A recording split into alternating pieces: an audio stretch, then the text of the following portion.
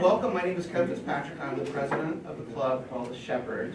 And tonight is a double momentous occasion. First is we have a brand new lamb with us, just like tonight. Michelle.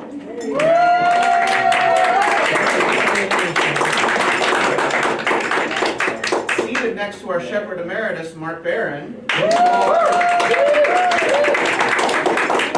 think, Mark, you've been a member 42 years? 3. 3 years. And someone 20 minutes. Well, you pay your dues. It's really great to have you guys here tonight because we're welcoming back David Leopold. It's been 5 years. Yes, turn on. 7 years. Yeah. Wow, 7 years since your last book, the previous book. Don't jump. But when David said that there was a new book coming out about more Hirschfeld art, he immediately switched to, well, there's a lot of lambs in the book. There's a lot of lambs we can talk about in lamb shows. And the great thing about what the Al Hirschfeld Foundation does is bring everything full circle. So with Al gone these many years, David has been keeping the spirit alive with the Al Hirschfeld Foundation. So, and what's really amazing is the lambs have such a long history. Started in 1874. We're America's first and oldest professional theatrical organization. There are so many links to Hirschfeld art in the book that's tied into this club, it kind of blows you away. And last year when we were doing a tour of Woodlawn Cemetery, where there's 100 lambs interred, I said to David, we should really do a tour of Hirschfeld art at the Woodlawn Cemetery. And Woodlawn's like, yeah, we really should. That's a really good idea. So it's really great to find all these links and ties to show business history and the club and Al Hirschfeld, who's by far the most well-known Broadway artist of all time. So please give a warm welcome to a returning visitor to the club, David Leopold.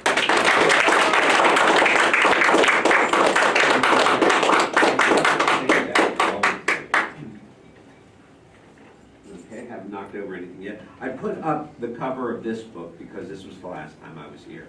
This was the Hirschfeld Century, which came out when I did a big retrospective of his work under the same title at the New York Historical Society. This new book also comes with an exhibition, The American Theater as Seen by Hirschfeld, at the new Museum of Broadway.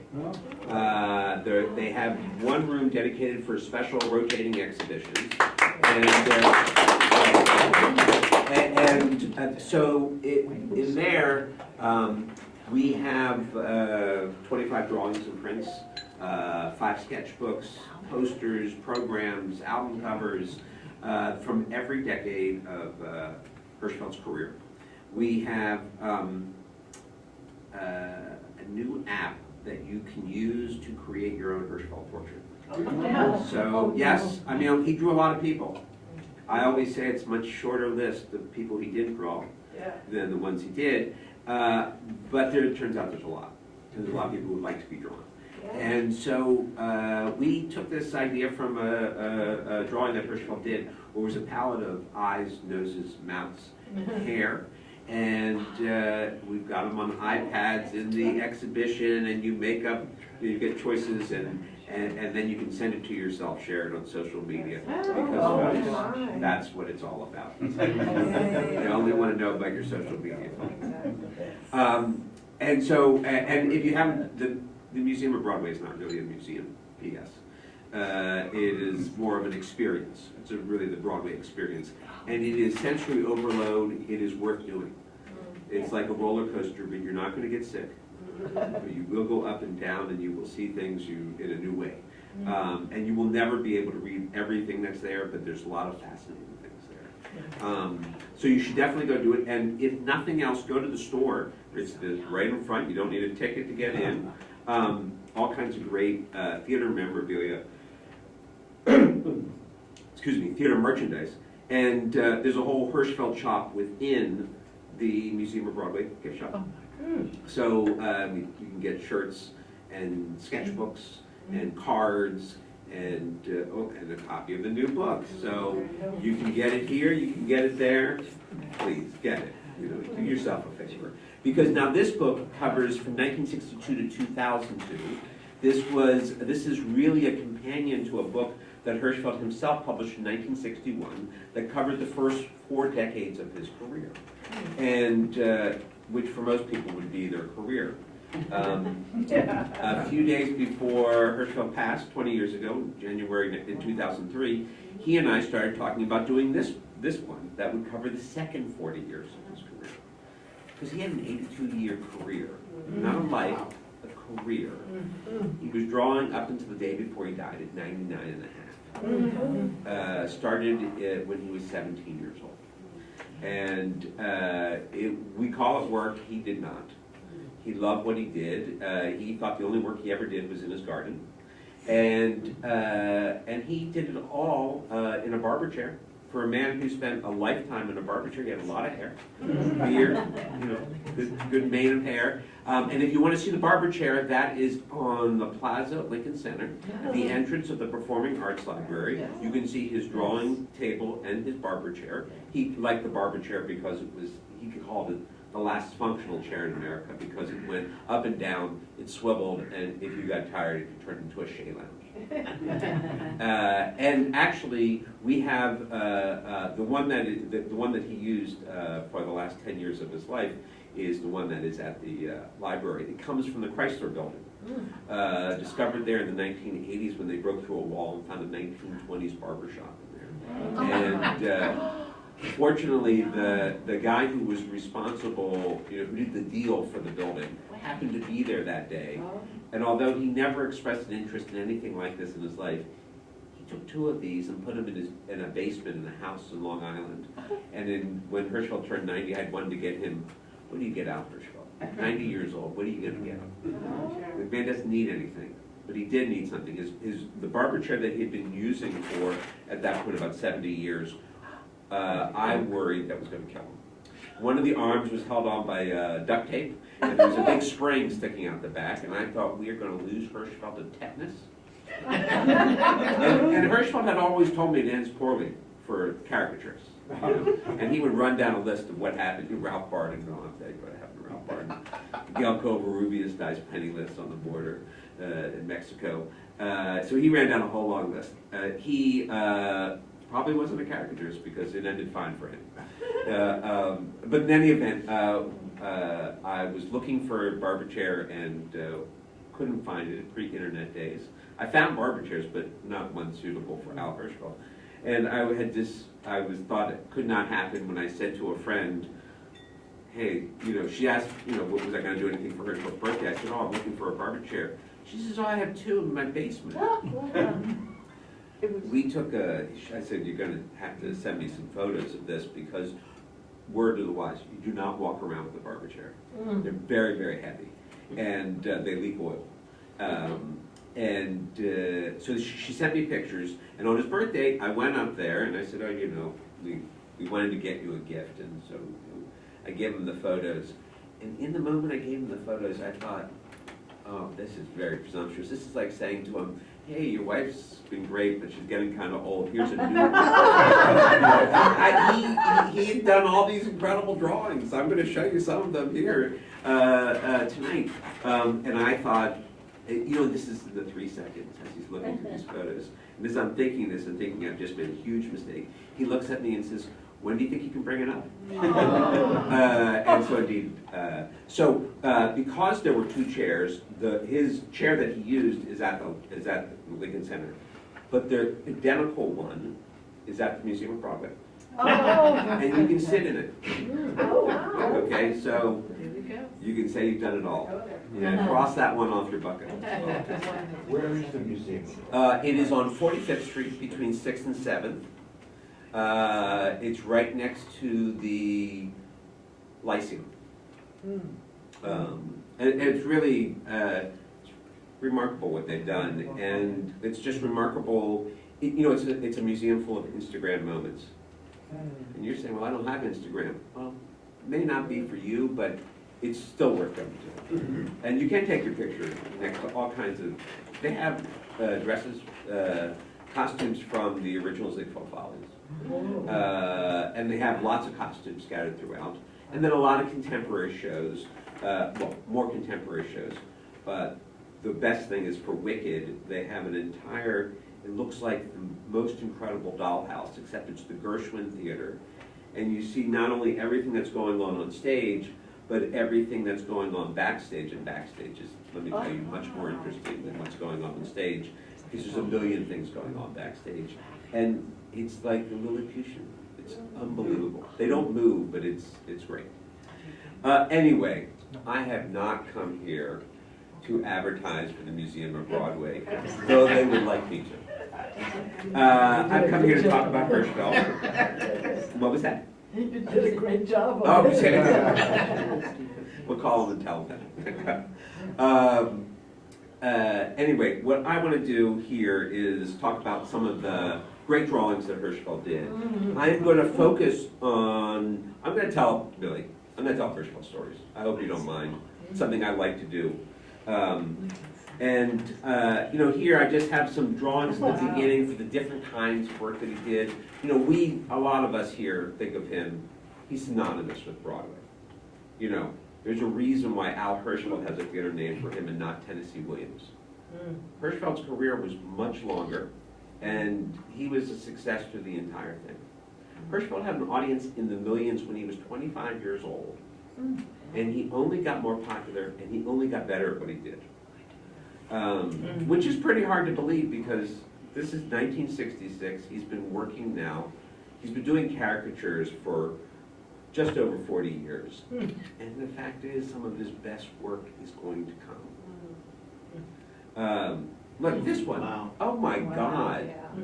Okay, now, I don't, as you can see, I don't work from notes. So as I see these things, and I don't have what's called presenter view, so I can't tell what's coming next until it comes up. So we're just going to go for the discovery thing. So Al Hirschfeld, greatest caricaturist, maybe of all time. Wouldn't we agree? Yeah. This is, they're calling this a caricature. When we think of a caricature, we think of it really in a pejorative way. When you refer to something as a caricature of something, it's not a nice thing.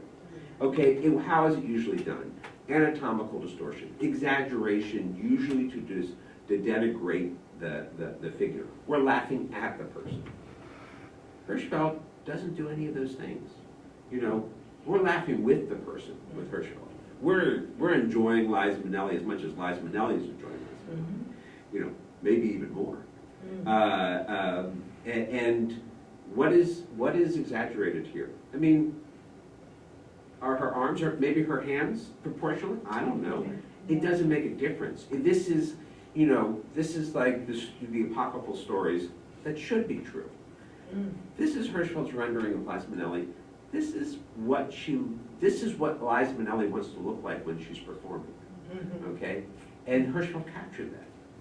And what's remarkable, we think of him as just black and white. The fact is he did a lot of work in color. This was done in the 1990s when the Times first got color. I was in a studio when the Times, and just to give you a little background. So in 1989, I wrote Hirschfeld a letter. I was doing research on a contemporary of his, Ben Soloway's thing. And and Soloway did charcoal portraits from life of everybody in the theater, film, dance for the New York Times and the Herald Tribune. And I was going through his newspaper clippings, and I noticed that there was usually a Hirschfeld drawing next to it, or on the back of it. And, you know, I was pretty young, and a light bulb went off, and I said, oh, I should contact Hirschfeld, see if he has any recollection of Ben Soloway. And I looked him up in the phone book, and he was in the phone book. I mean, today you say phone book to anybody under the age of 30, and they look at me like, what does that even mean? That's right. I could have called him. I was too scared to call him. I was 23 years old, and I thought, you don't call Mount Olympus and ask to speak to Hirschfeld. So I wrote him a letter, and he wrote me back the warmest letter I have ever received from anybody who was not a family member. And he invited me the next time I was in Fun City to come up and quaff some tea. So I did. I came to New York, came up to a studio on East 95th Street, between Park and Lexington. We had tea up in the studio. We hit it off. We had a great time. I left there patting myself on the back. David Leopold, you have hit it off with Al Hirschfeld. I came to learn that Al Hirschfeld hit it off with everybody. That's that kind of guy. He liked people, and he liked all kinds of people, and he knew all kinds of people. And a few weeks later, I was asked to organize his archive because Hirschfeld did not live in the past. He didn't care about his past. He totally lived in the present, or maybe what was opening next week or later in the season. And that's why he never aged. It really, I mean, Al Hirschfeld was going out the same way at 99 as he was at 29. One of his friends said to me, the only difference is his hair's white when he's 99. But he's doing the same things. Going out every night or having people in, you know, it was a grand life. And so, I've lost my train of thought because I see a great drawing on the screen. I'm like, oh, guys and dolls. Anyway, no, I was telling you, so he lived in the present. He was, you know, when I met him, he was in his 80s. And what do people ask you in your 80s about your past? And Hirschfeld, you know, he didn't. I remember there was the Hal Prince revival of Showboat. That's Broadway revival of Showboat that's been there so far. And I was up at Hirschfeld's the next day. We're having lunch, and I said, well, you know, how was it? And he starts talking about Showboat as if he had never seen it before, even though that I know that he had seen every production on Broadway, had drawn almost all of them, had not drawn the original 27. And that's how I looked at the theater. He didn't say, oh, 46 was better. Oh, you should have been here for the debut. He didn't think of that. He thought only in the terms of contemporary, what was happening today. You know, what was happening right at that moment. And these are not all theater, obviously. I'm showing you a range of things, because I don't know what comes next. This, yes. Wow. Don't tell me. New York Times ran a piece, the 10 highlights of the Museum of Broadway. This was one of them, the etching of this piece. Although this is technically not a scene from the American theater. This is from the film adaptation of Funny Girl. But of course, Hirschfeld had drawn her in the original stage role. And in fact, you can chart the entire trajectory of her success through Hirschfeld drawings. You know, she shows up in first in the show, then in an unlikely casting, this satirical contribution he made to Playbill in the 1964-65 season, and you had to be known to be part of that, because these were roles, people in roles they never would be in, unlike the casting. And then we see her in her first TV special, then in this film adaptation, and then eventually in the film adaptation of the show that opened the same year that this did on Broadway, Hello, Dolly. And, you know, didn't go to Carol Channing. But that's a whole other story. Liberace wanted, this was a cover of Collier's magazine. Liberace liked this image so much he wanted to acquire it. So his people sent Hirschfeld a letter asking if Mr. Liberace could have the drawing. And Hirschfeld wrote back and said sure, and gave him a price and whatnot. And they wrote back indignant that Hirschfeld would ask for money. You know, that Liberace had many great portraits by many different famous artists, and they never asked for money. And so Hirschfeld wrote back and said, I am so sorry. I will certainly send this out for it to be hung in Mr. Liberace's home as soon as you send me Mr. Liberace to hang in my home. Hirschfeld did this drawing of Katharine Hepburn in 1990. He had, of course, seen her in the original stage production, although he did not draw it. And the only time that I spent 13 years seeing him in the studio at least once a week, organizing the archive of his work. And you know, his studio was like King Tut's tomb to me. I mean, there was just unbelievable riches wherever you looked. There were drawings and prints and clippings and magazines. I thought Hirschfeld was a huge pack rat, because the whole back wall of the studio were shelves and shelves of magazines. And they were every different kind of magazine. I thought, But you know, some of these older guys, they don't know how to throw things away. And I finally get back there and I start picking them up. Oh, page 86, Hirschfeld drawing. Page 72, Hirschfeld drawing. Every one of these magazines, and then you would be hard pressed to name a publication of the 20th century that did not feature a Hirschfeld drawing. And let me tell you, there were the biggest ones, of course, Time, Collier's, Saturday Evening Post, you know, Newsweek, all those ones. And a lot of ones you've never heard of before, probably had 2 issues, but one of them had a Hirschfeld drawing in it. It was great.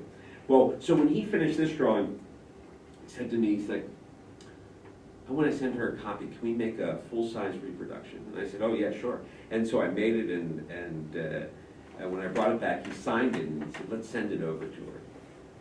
And it turns out she was a big fan. I mean, a big fan and a big collector. This was one of the pieces in her collection. Whoopi tells a great story of meeting Hirschfeld. She was rehearsing her one-woman show in 1984. The only people who were supposed to be there were Whoopi, her stage manager, and Mike Nichols, the director. And as Whoopi told the story at the dedication night of the Al Hirschfeld Theater, she said, when I got up on stage and I looked out in the house, I thought to myself, the drugs must still be in my system. Because when she looked out, she saw Santa Claus in the house. And if she wasn't wrong, it looked like Mrs. Claus was right next to her. So she rehearsed her bit. She came off stage, says the stage manager, I have to lie down, I've just seen Santa Claus in the house. And he looked out and said, oh, that's not Santa Claus, that's Al Hirschfeld. And then Mike Nichols hears this and says, do you want to meet him? Brings Whoopi over, Whoopi turns into a fangirl. Okay, she can't believe she's meeting Hirschfeld. She tells Hirschfeld the story that her mother worked 2 jobs and on Sunday night would come home from her second job with the New York Times and they would count Ninas together. She told us that night, you didn't need a lot of money to count Ninas. And so, you know, I'm sure Hirschfeld was feeling fine, something he'd probably heard dozens of times in his life. Then she says, but you know, sometimes I couldn't find all the Ninas, and I felt kind of slow, and it hurt. And so Hirschfeld hears the story, they part ways, and a few weeks later he does a drawing, I'll show it to you later in the presentation, of her in this one-woman show. There's 5 of her, you know, 5 different characters. And when one looks down at his signature to see how many Ninas, we all know that there's a number next to his name. Everybody know that? No, you didn't know that? If there's more than 1 Nina in a drawing, there's a number next to his name. Okay. Starting in 1960. He started doing Ninas in 1945. Well, anyway, let me just finish the Whoopi Goldberg story. So the drawing appears in the paper. There's 5 different characters that Whoopi's playing, and next to Hirschfeld's name is the number 40. Most Ninas ever in a drawing. Whoopi, of course, cannot believe it. She's been drawn by Hirschfeld, and there's 40 Ninas, and writes him a thank you note. She buys the drawing, of course, right away. And she sends Al a note to thank him, and 40 Ninas, she's so excited. And he writes back to her, I just wanted to make sure you could find all of them. Well, they became great friends, and when Whoopi started her production company, she had Hirschfeld do a drawing, this one, that is the logo for the company. Wizard of Oz, Hirschfeld, this was done for the 50th anniversary. Hirschfeld drew all the posters for the original release of The Wizard of Oz in 1939. This was Louis Selznick. Louis Selznick, of course, had Selznick Studio, Selznick Pictures. They were not the biggest studio, but they spent the most money on advertising. And Hirschfeld, at the tender age of 18, was made art director of Selznick Pictures. And he took a studio in a brownstone where the Museum of Modern Art stands now, and hired a stable full of artists. And they churned out all kinds of stuff. This is all before Hirschfeld has discovered caricature. I found this work in Hirschfeld's studio. I brought it over to him, and he's looking at it. And after a long time, he says, how do you think I did this? Because he had no recollection of doing this work at all. But indeed, it's signed. This was the front page of a 12-page insert in the Saturday Evening Post in 1924. That time, the largest film publicity sort of piece of advertising that had ever happened. It would be Selznick's swan song, because they went out of business. They went bankrupt. Hirschfeld was left holding the bag for a lot of bills to his fellow artists and suppliers, and he was very depressed. Went to a party at Carl Van Bechten's when he's 20 years old. Went to a party at Carl Van Bechten's, and there meets a 19-year-old artist who's just come from Mexico by the name of Miguel Covarrubias. And the two of them hit it off, and they decided to share a studio on West 40th Street, 110 West 40th Street. And it was there that Hirschfeld really got bit by the bug of caricature that Covarrubias had. And he freely admitted that a lot of what Covarrubias was about rolled onto him. And what's amazing is Hirschfeld actually comes late. You know, caricature by the mid-1920s is the sign that you are a modern publication. You know, you're hip, you're modern, you know, and it's a new form of caricature. It's the kind of caricature that Hirschfeld was really a part of, a kind of modernist portraiture, and trying to distill somebody down into their essence. And that's really what Hirschfeld was about. He didn't dress it up in any isms or anything like that. You know, for him, and at this stage of his game, when he first started doing caricature, it was a way to pay the room rent. He was a painter, you know, who had exhibitions of his paintings in Paris, New York, Chicago, St. Louis. Museums started to acquire his work. As Hirschfeld said, he was beginning to believe he was Hirschfeld. And but you know, the drawings, the caricatures that he started to do originally for Warner Brothers Films, and then in December 1926, let me just jump ahead here. You're just going to have to enjoy these in passing. So in December 1926, Hirschfeld, who, after he paid off his debt for all the Selznick stuff, which he didn't have to do, to be honest with you, film in the 1920s was like the internet of the 1990s. Everybody thought they could do it, and nobody actually expected nobody knew what good was, really. And, you know, places started and disappeared practically overnight. The demise of Selznick was not unanticipated.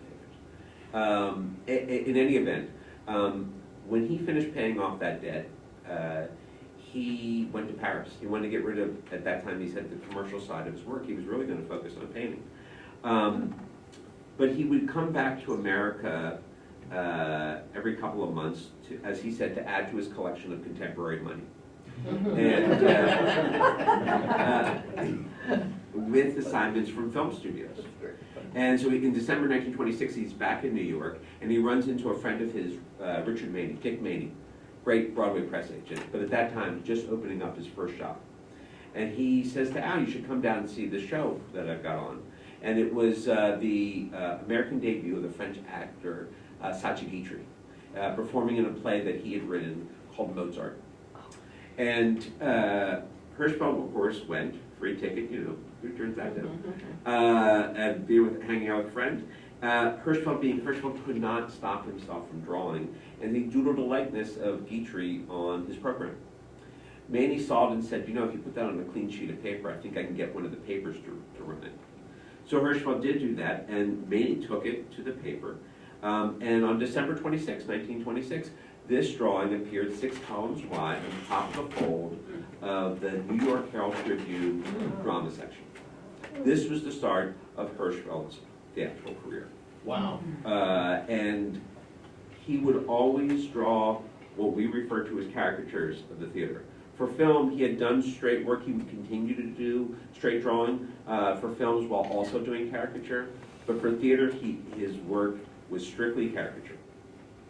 So this started 20 years of assignments from the Herald Tribune. I know you say, well, you know, he's a New York Times man, and you were right. He appeared on average every other week for 75 years in the newspaper. But that represents less than half of his work, and he doesn't go exclusive for New York newspapers until 1943. So there's a good long time there.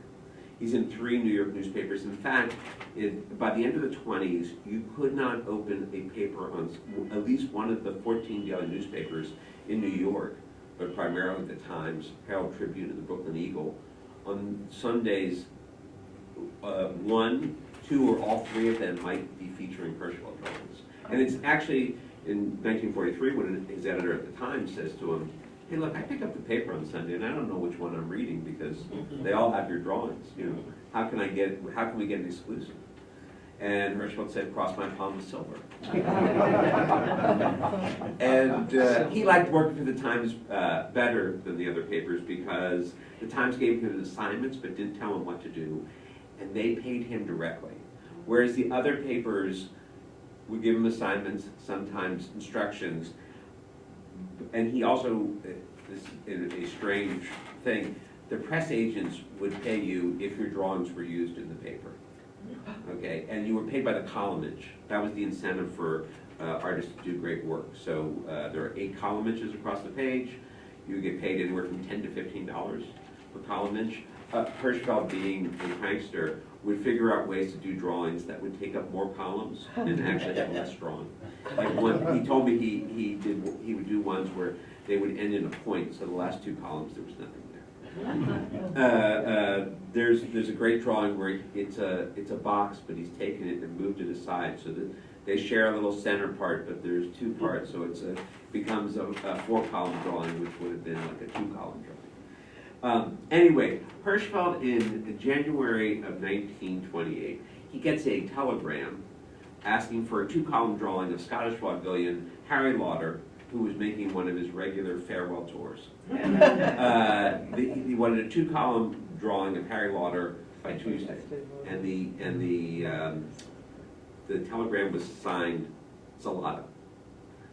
Hirschfeld knew his friends, and he could tell a prank when he saw one, the idea that somebody would be called Zalato. And so he calls up the Times and finds out, indeed, Sam Zalato is the assignments editor.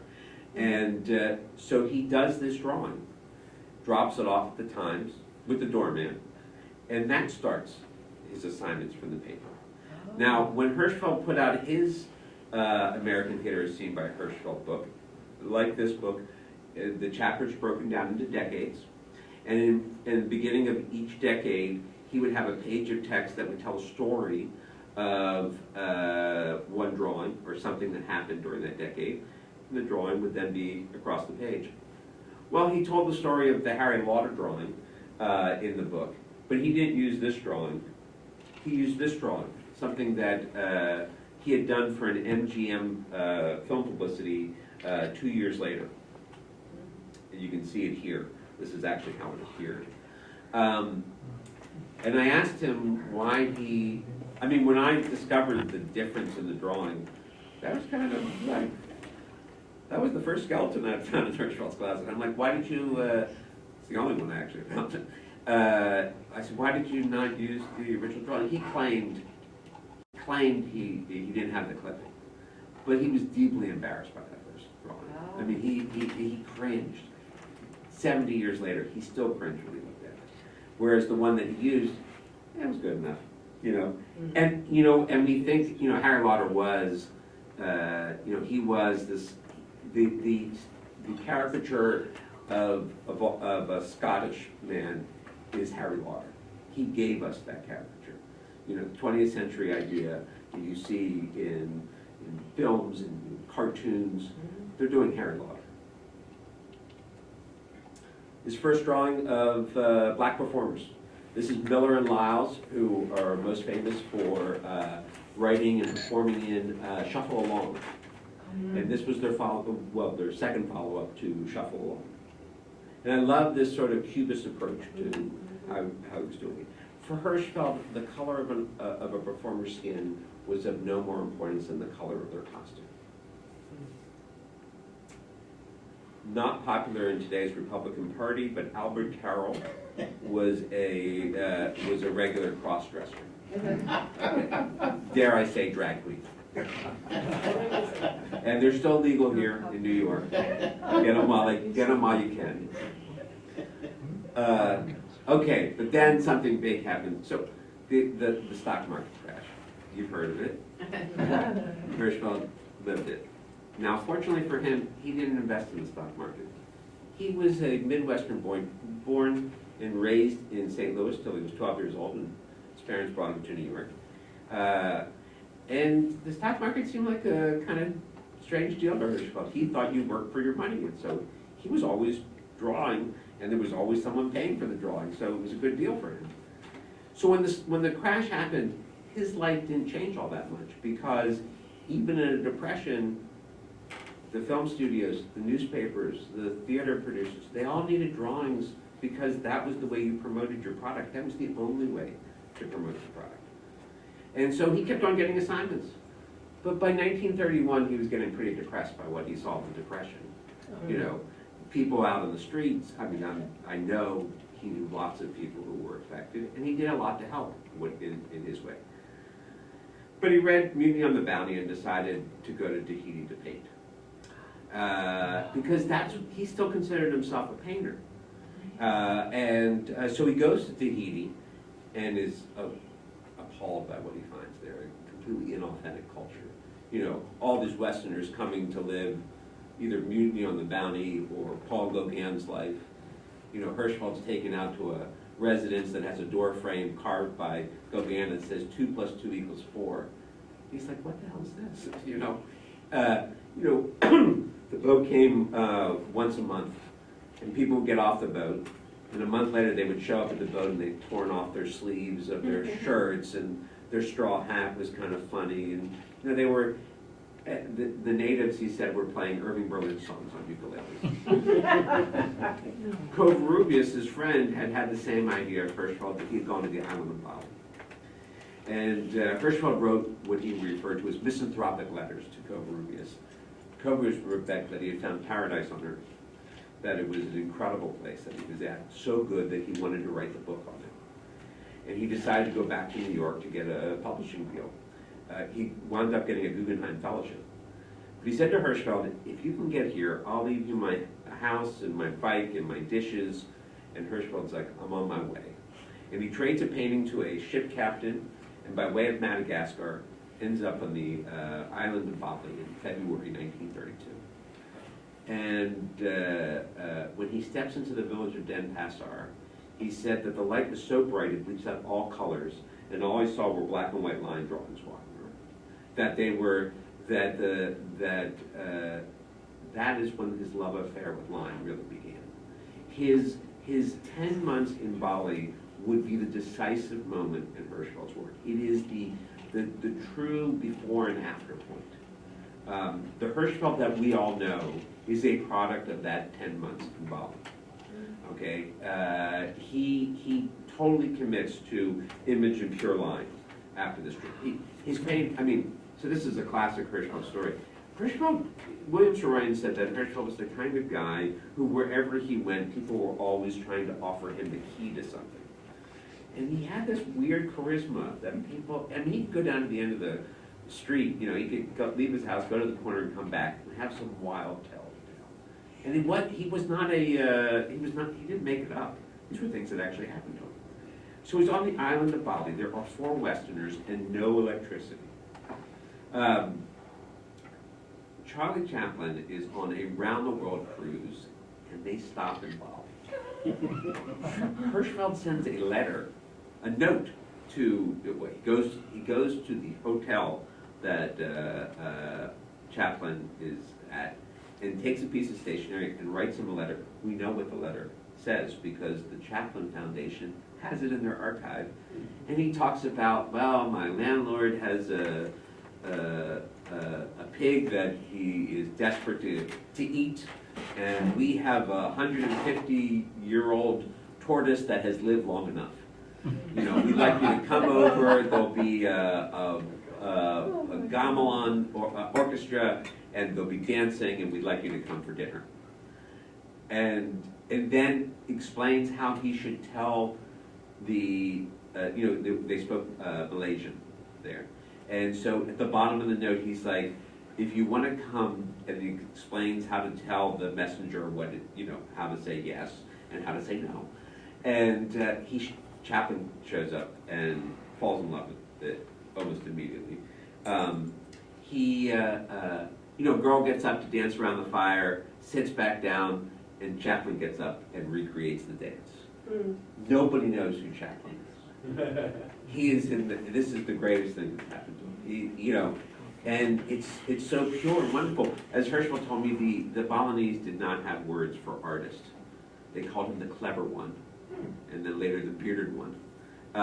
And Chaplin and his brother, who was traveling with him, were so entranced by this that they got off the cruise and they moved in with the Hirschfelds. And they were there for 2 weeks. He would have stayed longer, except Chaplin got dysentery and he had to go back to the mainland for treatment. And before he leaves, he buys all of Hirschfeld's watercolors. And they would become important parts of his collection. We know that from there have been museum exhibitions on his collection, and we know where the paintings were and what wall they were on and everything. It's God, archival research is wonderful. And in any event, it's that money that allows Hirschfeld to get back to New York. And here we go, Hirschfeld getting a haircut in Bali. So when he comes back to New York, the bright spotlight of Broadway replaces the bright sun of Bali. And he was fascinated in Bali by the shadow puppets. And he felt like they had captured sort of a child's view of the world, like that sense of magic. And that's what Hirschfeld was all about. He had a wide-eyed wonder of his fellow man and shows on Broadway, yet he was the most sophisticated person I ever knew. But he never lost, he didn't become jaded. He wasn't cynical. And I think it's very telling in his drawings. The wit in his drawings is not a put down. It is a slap on the back, perhaps. And here he's got George Jessel and Fanny Brice posed as shadow puppets. These are, directly as close to shadow puppet as you're going to see in Hirschfeld's work. Done just probably about 2 months after he came home. So in the 1930s, after he comes back, he's totally devoted to this image of pure line. And he said, I knew I was getting good when the people started to look like my drawings rather than the other way around. And the Marx Brothers are a perfect example of this. They joined MGM in 1935. Hirschfeld does his first posters. They had been in vaudeville, as you probably know, for 25 years before they ever made a film. There are lots of drawings in the Marx Brothers. Okay? And while you can always recognize Groucho, maybe sometimes Chico, they look different. They do not look, those drawings of the Marx Brothers all look a little bit different. After Hirschfeld draws the Marx Brothers, they all look like Hirschfeld drawings. And in fact, MGM tried to get the Marx Brothers to conform to Hirschfeld's drawings. These 2 triangles of hair that you see here, that they tried to give Groucho them in their second movie, Day at the Races. And so, he so totally captured them that literally his drawings stood in place for them. And they would be used, they're still used today, to promote their films. And he did them all. Kitty Carlisle Hart said, everyone told her not to do this film, and it's the only one that she made that was a classic. And of course he did the, here's a drawing, very significant drawing. You're saying, what are you talking about? Some people with some props. Eagles Meal Player was a summer theater in Hershey, Pennsylvania. Hirschfeld went there to do a drawing. The show was called Her Cardboard Lover. He never drew the show. As the lead actress in the show, Dolly Haas, explained to me that when the curtain rose, she was sitting on the bed with a Cocker Spaniel. And the Cocker Spaniel had been great in rehearsal.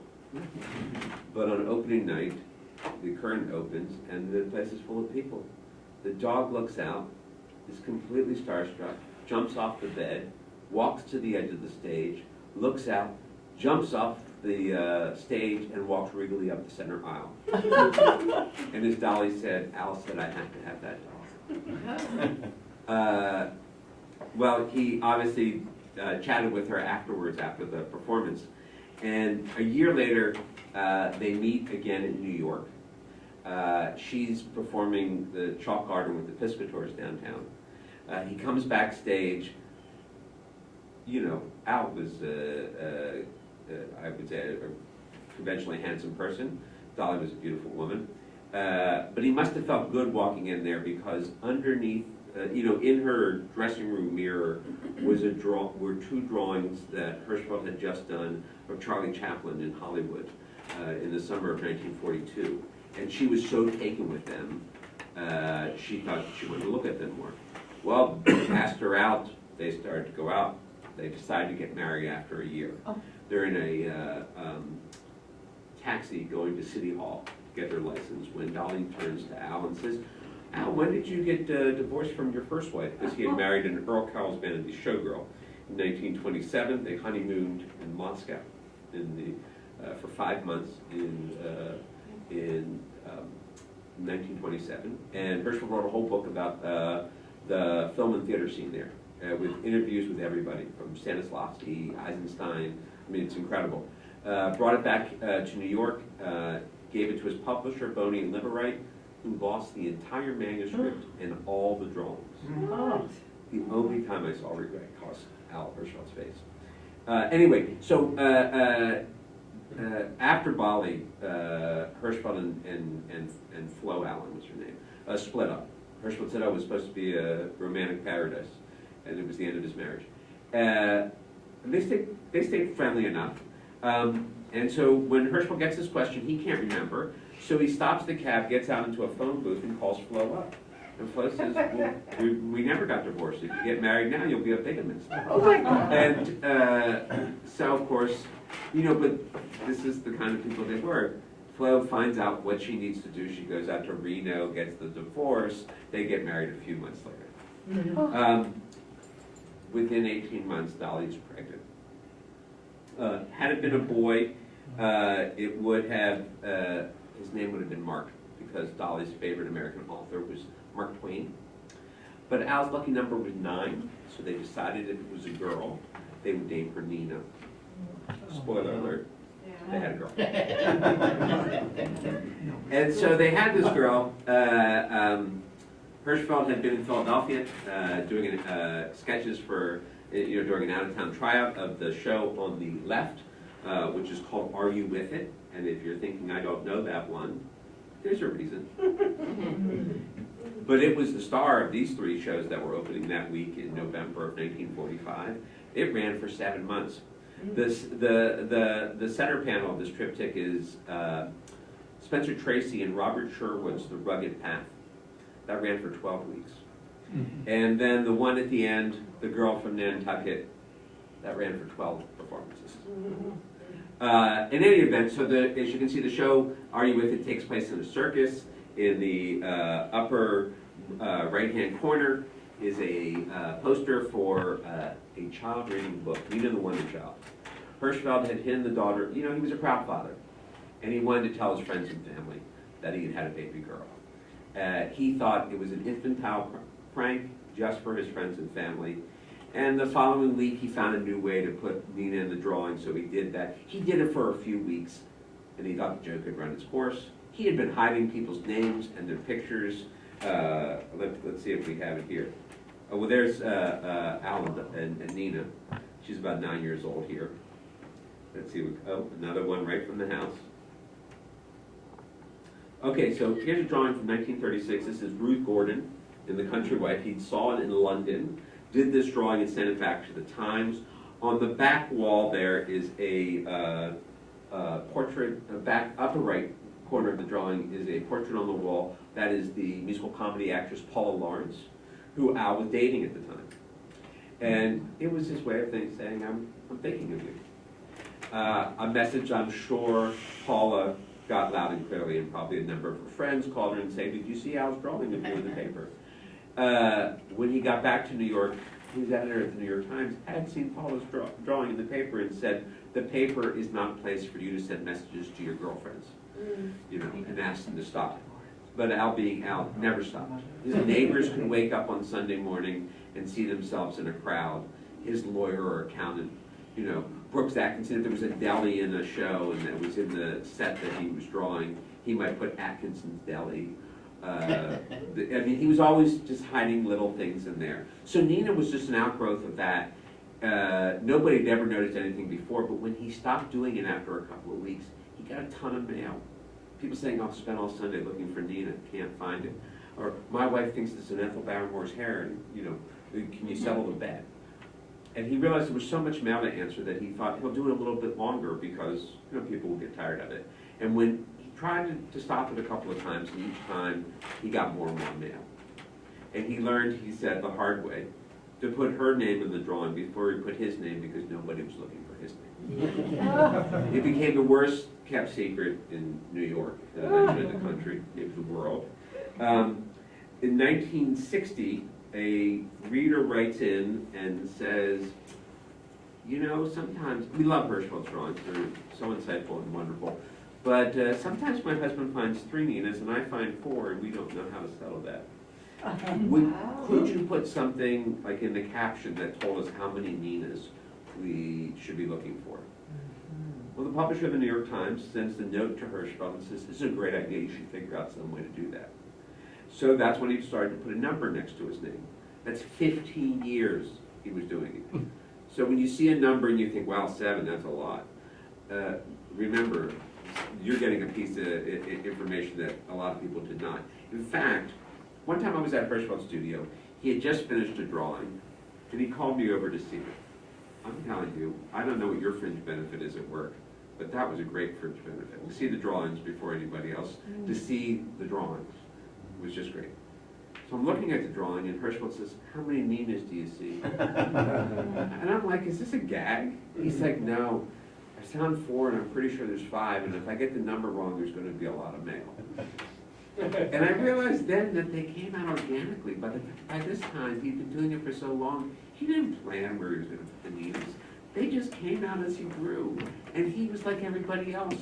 He had to figure, you know, he had to look for them at the end. And he obviously was trying to keep track in his head how many he had done. Because sometimes he got the number wrong, and people did write in. Al kept a 3-drawer file cabinet behind his barber chair. That had like business documents and things in it. It had a folder full of old film stills. And he took it out one day, and it was weird. I couldn't figure out why we'd have these stills. And I said, what's up with that? And he said, oh, they're all people on phones, and so when I have to do a drawing with somebody on a phone, I take, these were stills from 1930s films. But, you know, people don't change the way they hold the phone. He would have a different time now. He would have to get a whole new set of photographs, because we do have different types of phones. But he also he would keep the funny letters. And there was one letter that I read in there, he got, people would send in photocopies or the clippings themselves, would circle all the Ninas and tell him that I found 6 and you only put a 5 in there. And one guy started his letter by saying, well, I guess we're going to have to add Hirschfeld to the things we can no longer count on. Which Hirschfeld thought was hilarious. And so this drawing Al did to sort of balance the national insanity, as he called it. When Nina turned 21, GQ asked him to do a drawing of a woman that nobody had ever really seen. And so when he did this drawing, he called it Nina's Revenge, because instead of hiding her name in the drawing, he hid her parents' name. So there's 2 Al's and 2 Dollies in there. And I'm going to sound like a broken record. You can see the original drawing of this at the Museum of Broadway. Yeah, this is a great one. So, like I was talking about Liza, you know, when this drawing appeared in the New York Times on a Sunday in 1949, Ray Bolger was totally blown away. He knew that Hirschfeld had done the posters for the show, but this drawing, he wrote out and he said, "You're always been the master, but you've outdone yourself this time. You know, how do you get me better graphically than I can do myself?" You know, it's like, you know, perhaps, how did he say this? he says, perhaps you're I'm your alter ego, or perhaps you're mine. You know, it was this idea that Al had gotten into his head. What he was capturing what Ray Bolger was doing, except unlike Ray Bolger, Al Hirschfeld did not have to respect the laws of gravity. Okay, Ray Bolger never had to land. He could always be in flight. And this is what Ray Bolger looked like. But when we looked at that drawing of Liza, or any other one here, the intent is the same. It's trying to capture what the performer, the character the performer is portraying. As Al said, that he saw his work as taking the character created by the playwright and portrayed by the actor and to reinvent it for the reader. And so that's what he was doing. He was trying to take the character. He saw his work as character drawings. If he had to be called something, he preferred characterist. But it had it been a different. I mean, he'd been drawing Bolger since 1931. This is in George White's Scandals.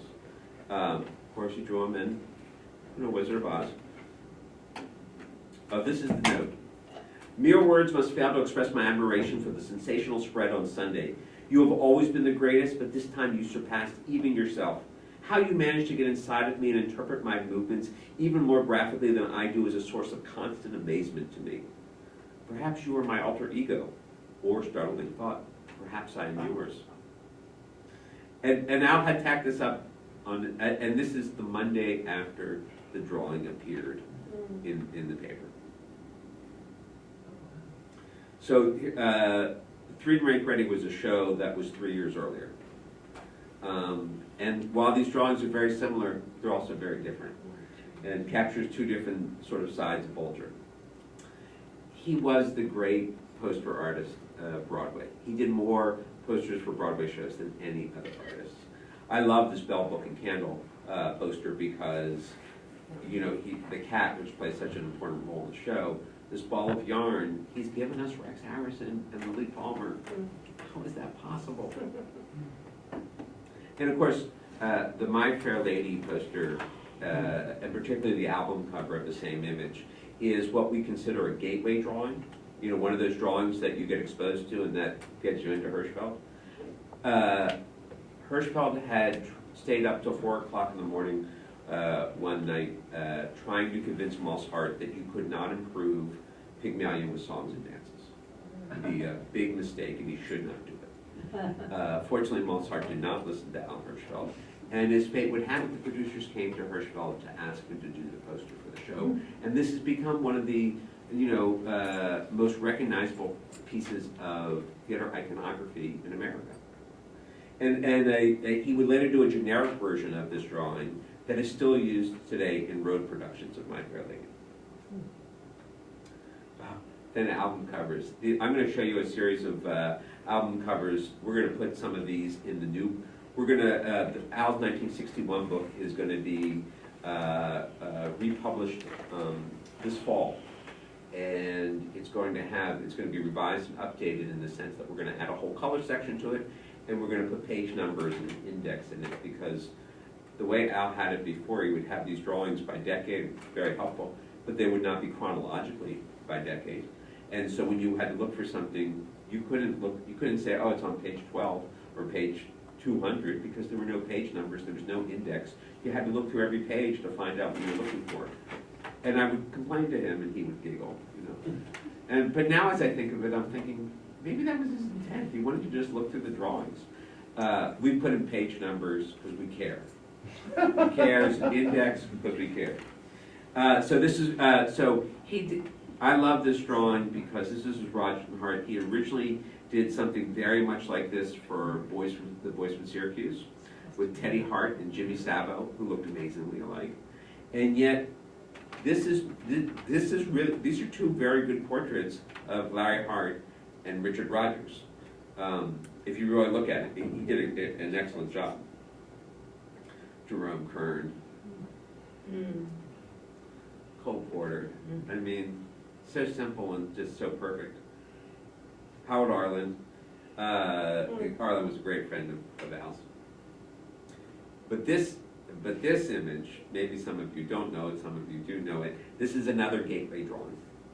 1977, the group Aerosmith was releasing a record on Columbia Records called Draw the Line.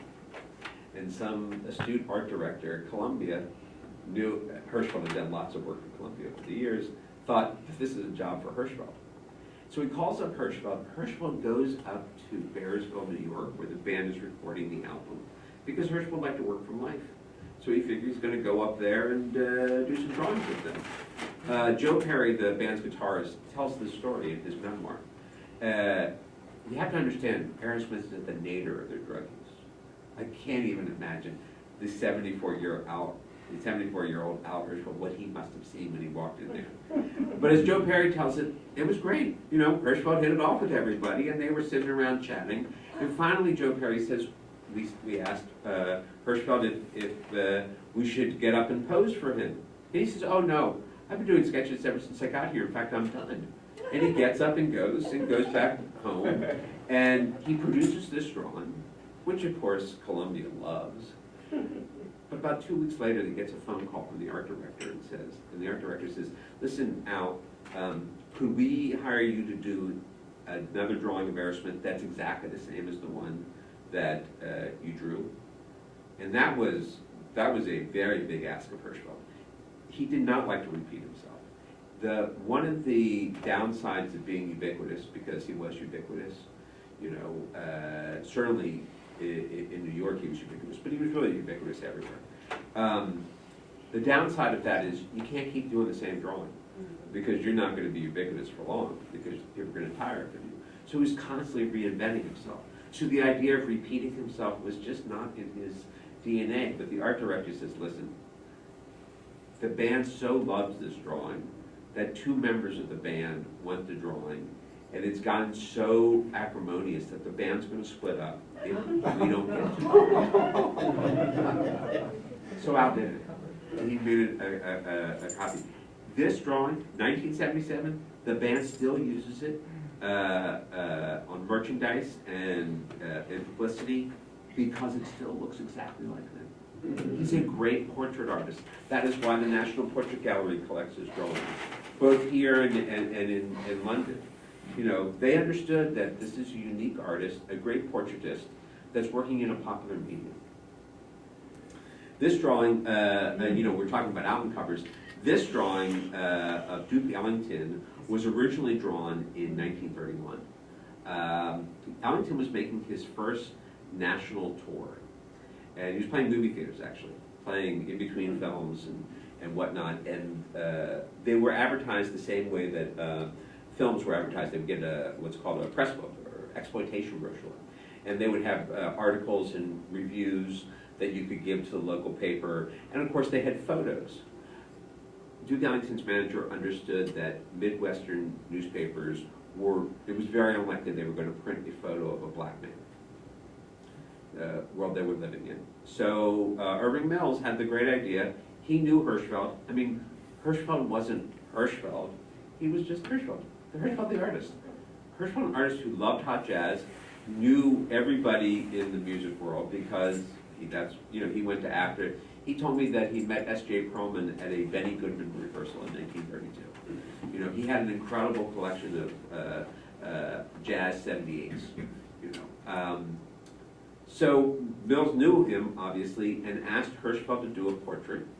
And as I said, so this is very much Duke Ellington. This is very much a black man, but it is in no way threatening. And in the press book, there was a page slid in that said confidential, not for publication.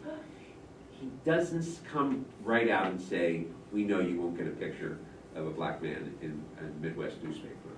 But they're like, you know, you might have trouble placing some of the photographs, so that's why we asked an artist to do this beautiful drawing that all the major metropolitan newspapers had, enjoy using.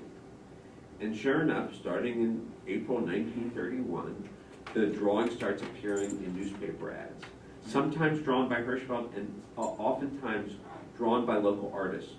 Redrawn by local artists, because that was very typical in the movie, for movie theaters. They didn't want to pay to get the prints that you needed to send out.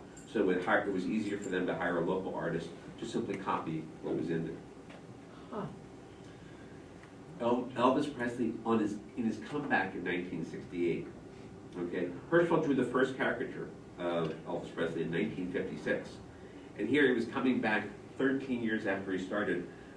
Hirschfeld's is 48 years into his career, and like I said, he's still at the top of his game and would remain that way for almost another 40 years. Fastest selling lithograph by Hirschfeld ever. I had the distinct experience of taking some photos of Jerry Garcia up to Hirschfeld and explaining to him who Jerry Garcia was. And one of my great, if I had to do it all over again, I know members of the Grateful Dead and whatnot, and I should have gotten Jerry Garcia and Al Hirschfeld together because they would have loved each other. Very much had a similar outlook on life and liked a lot of the same music. So, TV Guides. No one did more covers of TV Guide than Al Hirschfeld. And you have to understand, these works were seen by everybody. The TV Guide was one of the first publications to be at the checkout counter at the supermarket. And everybody saw those covers every week. So when you see things like this, you know, this was the shared iconography that everyone saw. First time that the TV Guide ever did multiple covers for the same issue was when they did 4 Hirschfeld covers of the final episode of Seinfeld. Now, I'm going to tell you, I've probably been talking too long. Okay, I can't tell you every story. Folks, I could stay here all night and you still wouldn't hear all of them. Here's what I'm going to do. Tell me what you want to hear. Do you want to hear about Carol Channing? If you give me a second, I can look at the what's coming up, and you tell me what stories you want to hear. I'm just going to give you 1 second here. Let's see if I can. So, of course, this is. Oh, here we go.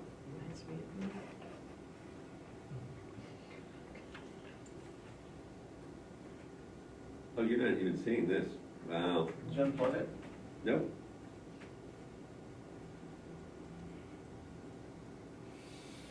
Folks, this is a very slow machine.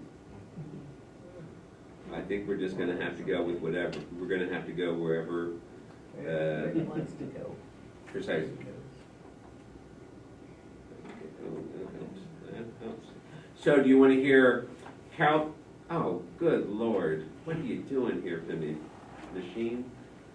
I can give you Carol Channing. I can give you a little Stephen Sondheim. Stephen Sondheim. Oh, no, I can't do that. I'm sorry. The story of Friday drawings. These are, so Hirschfeld had owned the top of the fold of the New York Times drama section for a couple of decades. You know, you have to remember his drawings appeared the Sunday before show opened. So he didn't know if it was going to be a big hit or a big flop. I'm trying to do, yeah, I worked with the incredible woman who I do not have to, as you can see, I don't work off the script. I don't always tell the story in the same way. And I've never had to worry about what images show up. She can telepathically read my mind and has always the right images. And people love it. People think it's very scripted. It's wonderful. And this woman had the temerity to have a baby last week. Well, I'm not going to forgive her. Okay? And I'm very fortunate. So I haven't done it by myself for 10 years. So you just, please, I'm asking you for patience. Now, I do not know why we're not seeing images. No signal, it says. Maybe you could hit back. No, I've got it on my screen. I'm going to try and re-plugging it in.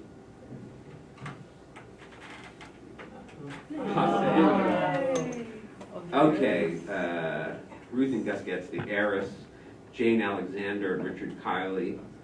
I don't know if anybody saw that production. It holds a distinction though, because as I said, Hirschfeld owned the real estate at the top of the fold of the Arts and Leisure section since it had been called the Drama section.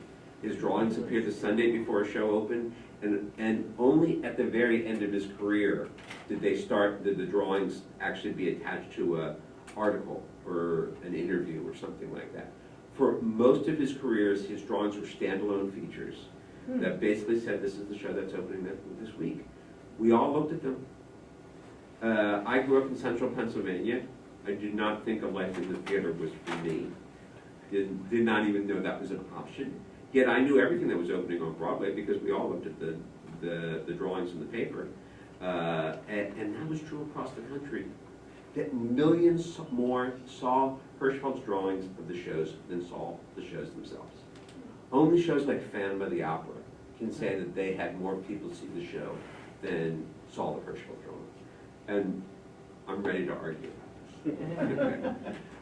So in April 1976, the New York Times adds a fourth section to the Friday newspaper, the weekend section.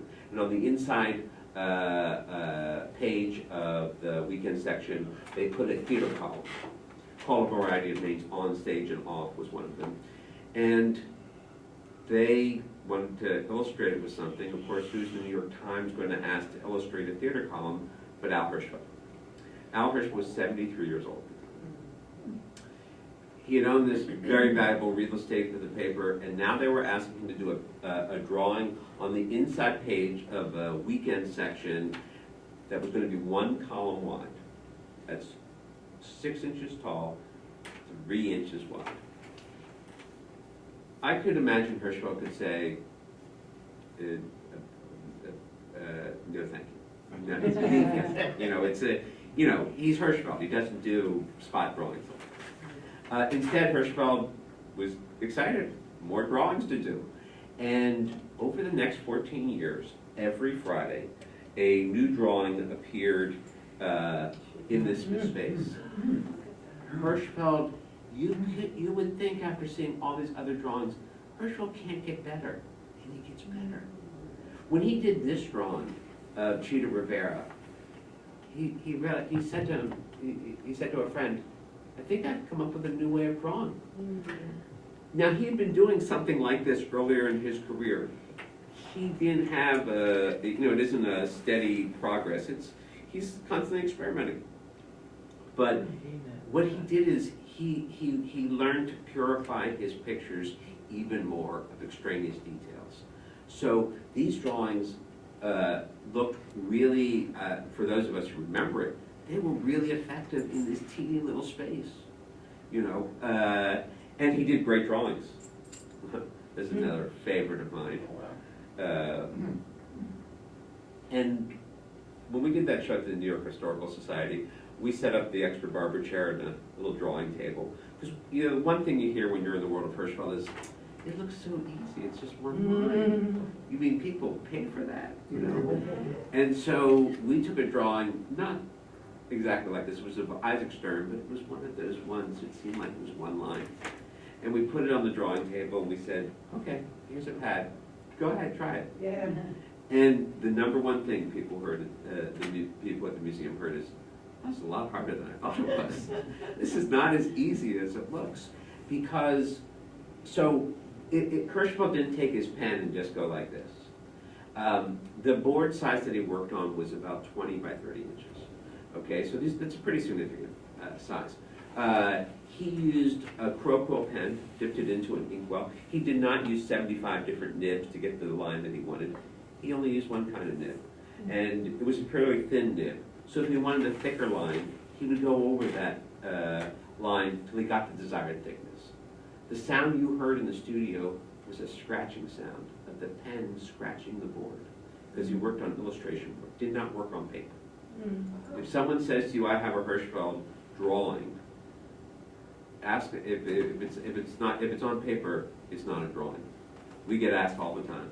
Oh, my uncle was worked for the Schuberts, or he was in show business. We have an original drawing, and it's not. You know, reproductions look really, really great.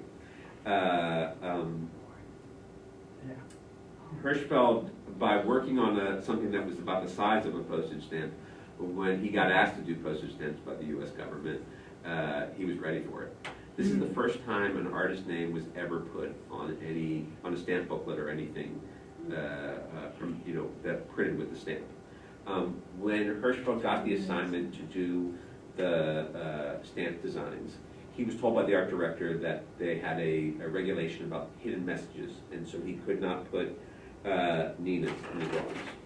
He was fine with that. He sent the first batch of drawings down to the Postal Service, the art director, who loved them when he saw them, and took them right into the Postmaster General, laid them all out, and Postmaster General's staring at them and says, "I can't find the Ninas."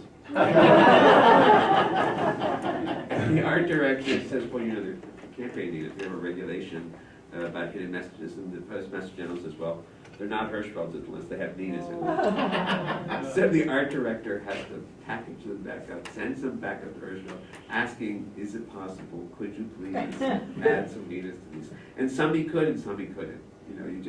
He wasn't going to ruin the drawing just by trying to put a Nina in it.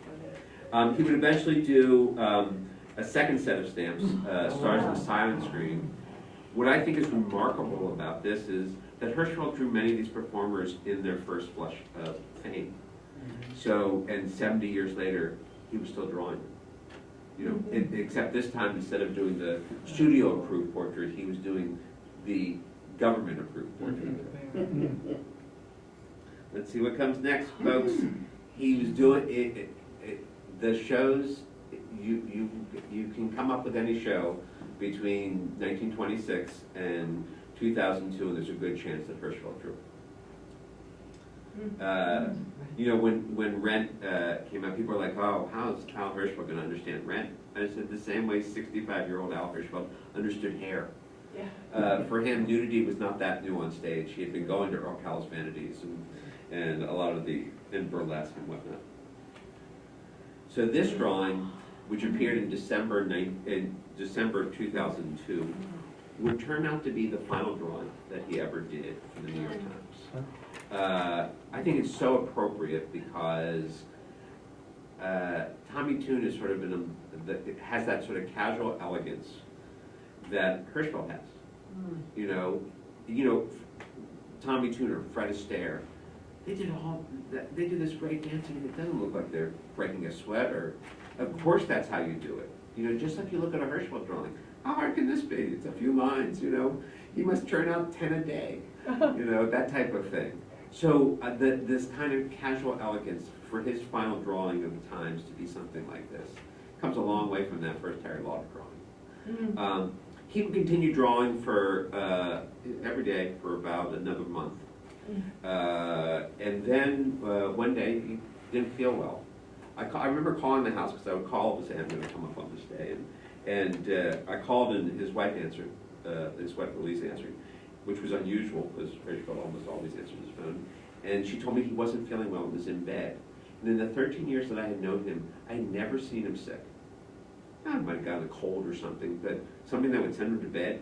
He was 99. I don't know why I was surprised, but it just seemed very unlikely. And I didn't put two and two together because the idea of Hirschfeld dying, he didn't think it was going to happen. I didn't think it was going to happen. He was totally himself, exactly the way he always was, all the way to the end. So he goes to bed, and of course that would end up being his deathbed.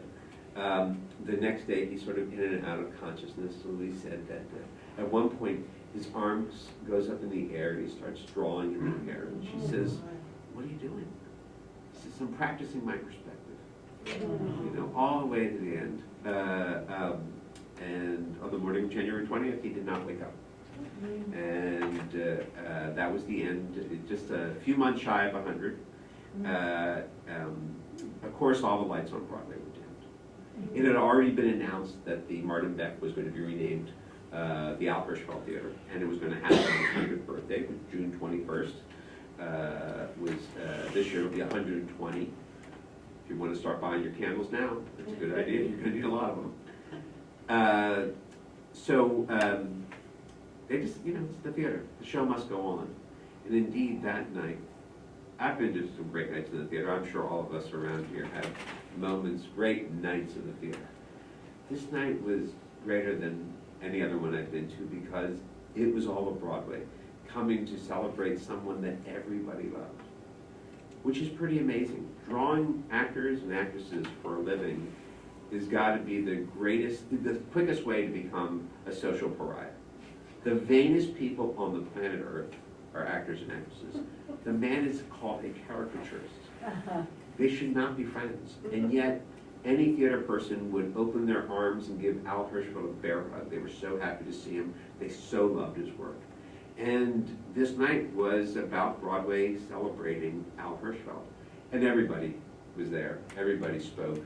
Carol Channing, of course, and Arthur Miller, Frank Langella told a wonderful story. Barbara Cook sang "Wonderful Guy" underneath a self-portrait of Al, without any amplification. It was the only time I've ever heard that, and let me tell you, it's something I know Al Hirschfeld would have appreciated. It was incredible. She was incredible.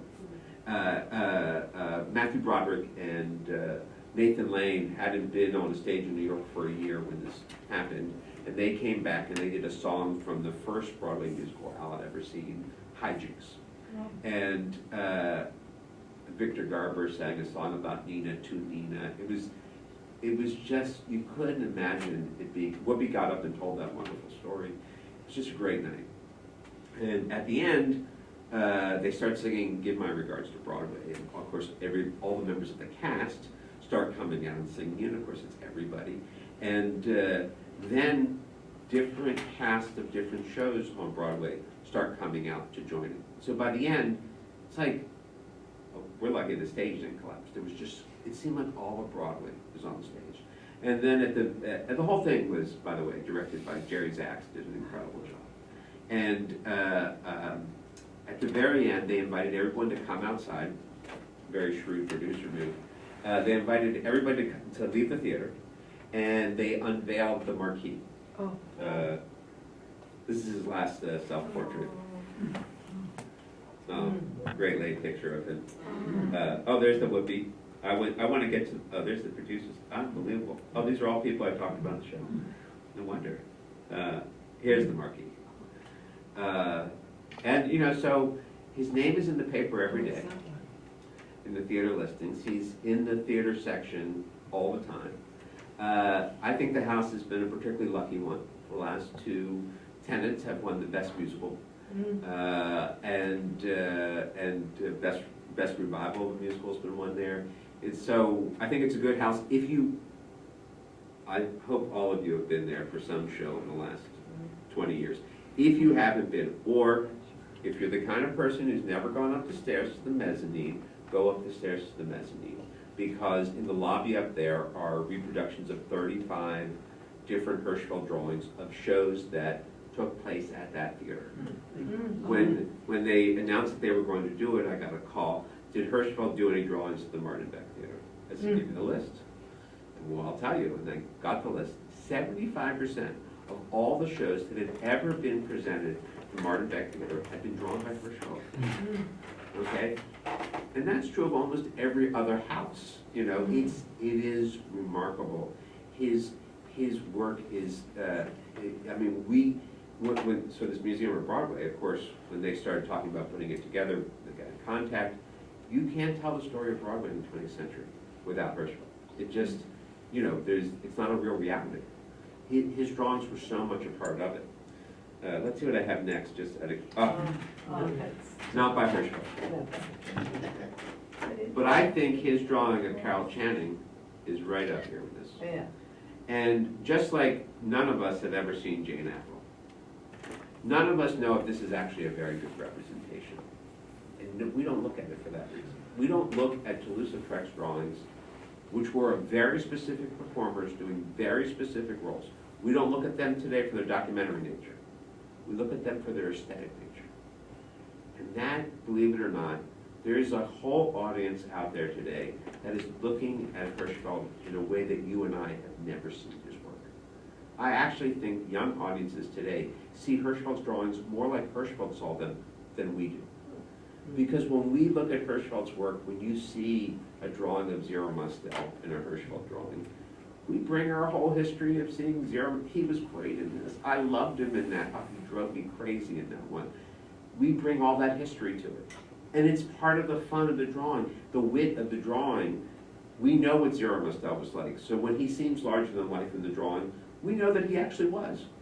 You know, but to an audience that's never met him, they just see this wonderful drawing. And Hirschfeld, he understood that the drawings had to look like people because that's what editors wanted and that's what readers wanted. But that's not what his interest was in creating a drawing, as he said, that stood on its own 2 feet, that could withstand its topical news value. And it's only through time that we're getting to see whether that's true or not. And I'm here to say, very pleasantly so, it is true. There are people who love Hirschfeld's drawings who never saw any of the shows that he drew, were never alive when his drawings were coming out all the time. I'm looking, forgive me, I looked over us here tonight. We all grew up with Hirschfeld. We all were lucky enough to see new Hirschfeld drawings all the time.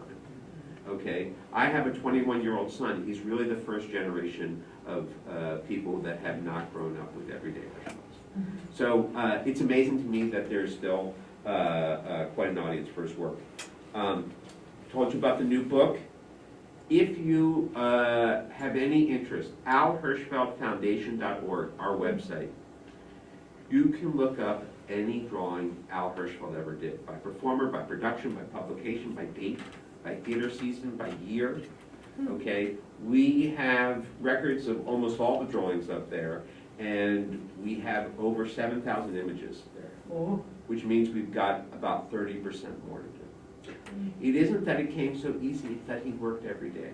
He believed that discipline, the discipline to do what you were doing was the thing that separated, he thought talent was a drug of the market. What separated the artists that succeeded were the ones who actually worked at it. And he did it every day. As I said, he didn't see it as work. But, I mean, rain or shine, good times or bad times, Al Hirschfeld was always drawing. And there was, fortunately for him, there was always somebody who wanted to draw. Hirschfeld did almost no drawings that weren't on assignment from someplace. That's amazing. To do all these drawings and have, you know, they weren't, he wasn't some artist in a garret someplace. His whole career was played out in the widest audience imaginable. You know, he believed in the sort of small d democratic nature of the work. Like Whoopi said, he didn't need a lot of money to look at Hirschfeld drawings. So we continue that today. I have gone on way too long. I thank you for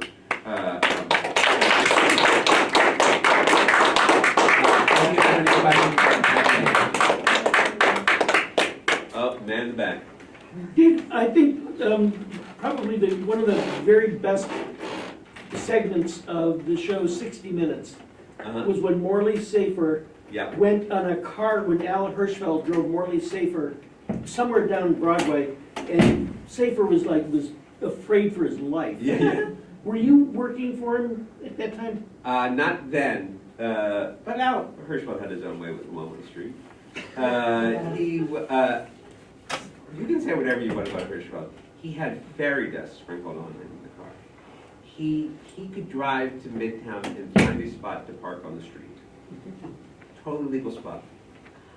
One time, his garage, he lived on East 95th, and his garage was on 57th and 12th.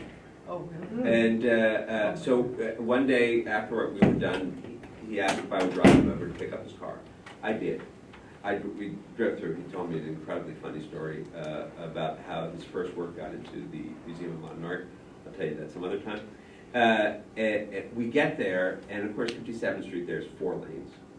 And I'm on the other side of his garage. Because he tells me, oh, there it is. I said, okay, let me turn around. You know, he's like 96 at the time. He said, oh, don't worry about it, and hops out of the car. Walks across the street like Mr. Magoo. Cars are streaming by, and he walks across the street like nothing's there. He drove everywhere. Very famously, the story his friends all told was a friend of his was having a dinner down in Florida, invited Al. Al was there. At the end of the evening, his host said, "Where are you staying, Al?" He said, "Oh, I'm not staying, I'm going back home." And got in the car and drove 17 hours back home. He loved being behind the wheel. And while he often went by train to out-of-town tryouts, whenever it was possible, he would drive. He liked it. You know? It was fun for him. And he never killed anybody. Okay, excellent. Thank you very much.